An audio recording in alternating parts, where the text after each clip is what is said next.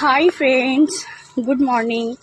সবাইকে জানাই happy Sunday. তো আমি গিয়েছিলাম আজকে তোমাদের সামনে আমি একটা ছোট ব্লগ নিয়ে এসেছি। তো ব্যাপার হচ্ছে যে আমি গিয়েছিলাম আজকে একটা মিটিংয়ে, গার্জিয়ান মিটিং। সেটা হচ্ছে টেনিস একাডেমিতে, মানে তিতানের টেনিস একাডেমিতে একটা মিটিংয়ে হয়েছে, মানে ফার্স্ট মিটিং। তো সেখানে আমি গিয়েছিলাম, জয়েন হয়েছিলাম।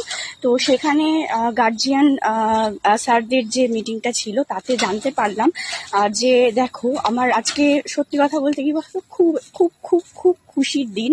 তার কারণ হচ্ছে যে আমি ফার্স্ট মিটিংয়েই তিতানের সম্পর্কে জানতে পেরেছি যে স্যারেরা নিজে থেকে বলছে যে হ্যাঁ, ছেলেটার একটা খেলার প্রতি আগ্রহ আছে, আর ও খুব কম সময়ে শিখে নিতে পারছে। এখনও 1 মাস হয়নি, এখনো 1 মাস হয়নি ও জয়েন করেছে।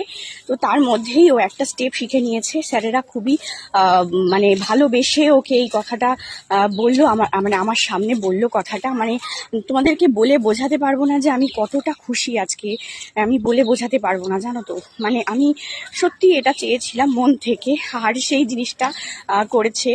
তো সত্যি একটা কথা বলবো যে তুমি আমার মানে তোমরা বন্ধুরা ওকে অনেক অনেক অনেক আশীর্বাদ করো, অনেক অনেক, যাতে ও অনেক আগে এগিয়ে যেতে পারে।